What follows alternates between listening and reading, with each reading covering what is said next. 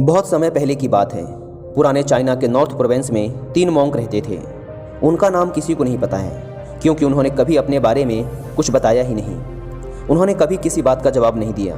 चीन में बस उन्हें 3 हंसते हुए भिक्षुओं के नाम से जाना जाता था। वे तीनों सिर्फ एक ही काम करते, एक गांव में प्रवेश करते, बाजार के बीचों बीच खड़े होते और हंसना चालू कर देते। वे अपने पूरे अस्तित्व के साथ हंसते। अचानक लोगों का ध्यान उनकी तरफ खींचा चला आता और धीरे धीरे उनके चारों तरफ एक बड़ी भीड़ इकट्ठा हो जाती। वे इतनी एकाग्रता, तल्लीनता व संपूर्णता के साथ हंसते कि उनकी हंसी देखकर सारा गांव हंसने लग जाता। जब वो पूरा गांव हंसी के समुंदर में डूब जाता तो वे दूसरे गांव चले जाते। वे ना तो कुछ बोलते थे, ना ही कुछ उपदेश देते और ना ही कुछ शिक्षा। वे जहाँ भी जाते अपनी हंसी से ऐसा माहौल बना देते कि लोग अपने सारे दुख दर्द भूलकर बस हंसने लग जाते। धीरे धीरे चाइना के लोग उन्हें बहुत प्यार करने लगे और वो पूरे चाइना में फेमस होते गए 3 लाफिंग मॉन्क के नाम से। चाइना के लोग उन्हें बहुत प्यार करते, उनका सम्मान करते। इससे पहले और उनके बाद भी कभी किसी ने इस तरह से प्रचार नहीं किया कि जीवन केवल एक हंसी होना चाहिए और कुछ नहीं। वे विशेष रूप से किसी पर नहीं हंसते थे। वे बस हंसते थे जैसे कि उन्होंने ब्रह्मांडी मजाक को समझ लिया हो, जैसे कि उन्होंने ईश्वर के मजाक को समझ लिया हो, और उन्होंने एक शब्द का उपयोग किए बिना पूरे चाइना में इतना आनंद फैलाया जितना आज से पहले किसी ने न फैलाया था।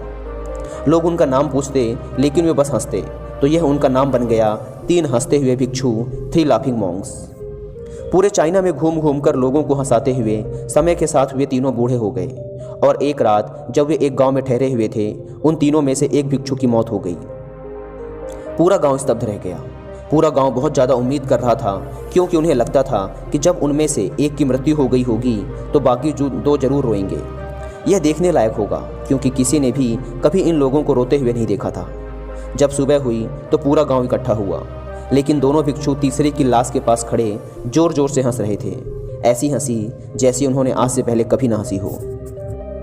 गांव के कुछ बड़े बुजुर्गों ने उन्हें समझाने की कोशिश की कि यह आपका साथी था और इसकी मृत्यु पर आपको हंसना नहीं चाहिए।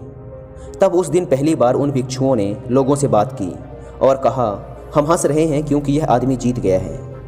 हम हमेशा सोचते थे कि पहले कौन मरेगा, लेकिन इस आदमी ने पहले मरकर हमें हरा दिया। हम अपनी हार व इसकी जीत पर हंस रहे हैं। इसके अलावा यह कई वर्षों तक हमारे साथ रहा।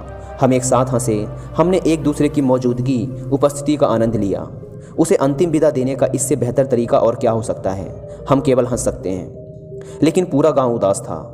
जब मृत भिक्षु के शरीर को अंतिम संस्कार के लिए चिता पर लिटाया गया तो सारे गांव वालों को एहसास हुआ कि शेष 2 भिक्षु केवल मजाक नहीं कर रहे थे, वह तीसरा जो मृत था वह भी हंस रहा था।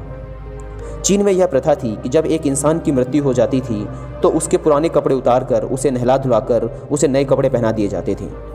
लेकिन मरने से पहले उस भिक्षु ने अपने साथियों से अपने कपड़े ना बदलने के लिए कहा था। तीसरे भिक्षु ने कहा था, मुझे स्नान मत करवाना, क्योंकि मैं कभी अशुद्ध हुआ ही नहीं।